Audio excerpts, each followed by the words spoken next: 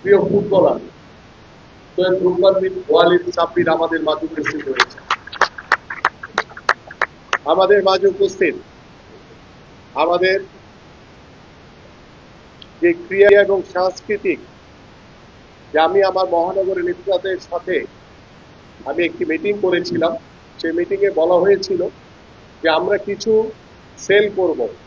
সেটার ভিতরে অন্যতম একটি ক্রিয়া ও সাংস্কৃতিক সেল।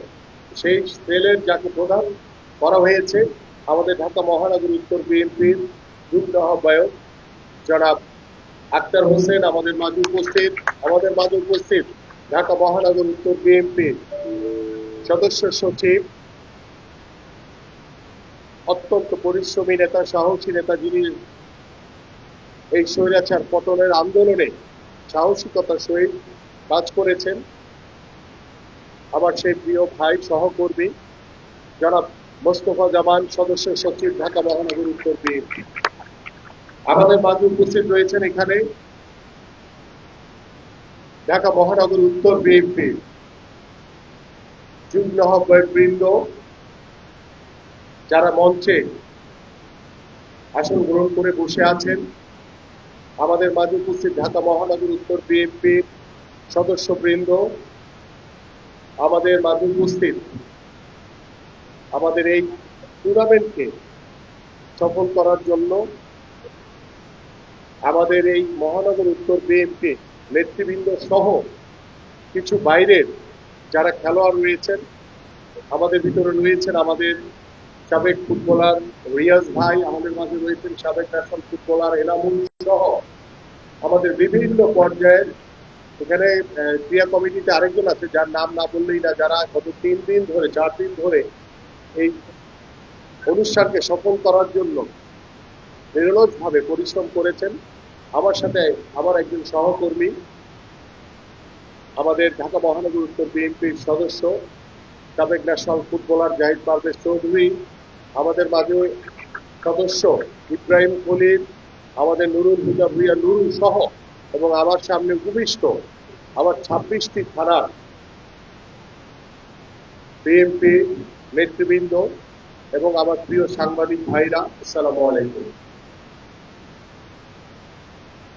আমি শুধু বলতে চাই, মহান স্বাধীনতার ঘোষক শহীদ রাষ্ট্রপতি জিয়াউর রহমানের মহান স্বাধীনতা যুদ্ধের ঘোষণার মাধ্যমে বাংলাদেশের মানুষ 1971 সালে দীর্ঘ 9 মাস যুদ্ধ করে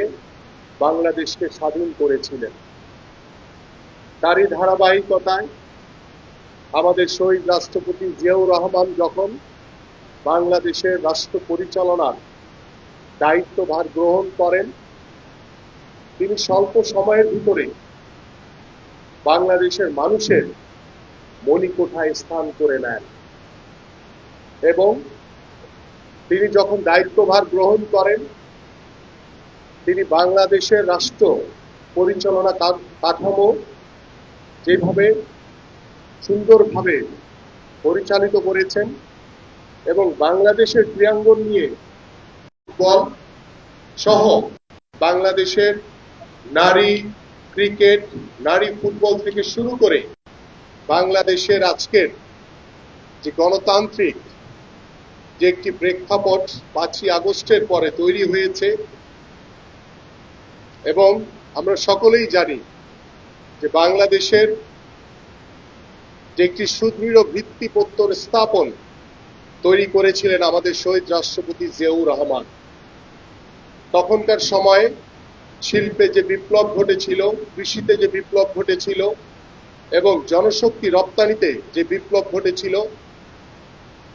তার উদ্ভাবক ছিলেন আমাদের শহীদ রাষ্ট্রপতি জিয়াউর রহমান। পরবর্তীতে দীর্ঘ 9 বছর স্বৈরাচার এরশাদ বিরোধী আন্দোলনের মাধ্যমে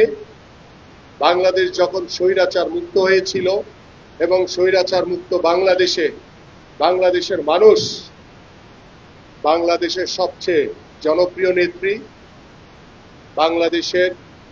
মাটি ও মানুষের নেত্রী, বাংলাদেশের একমাত্র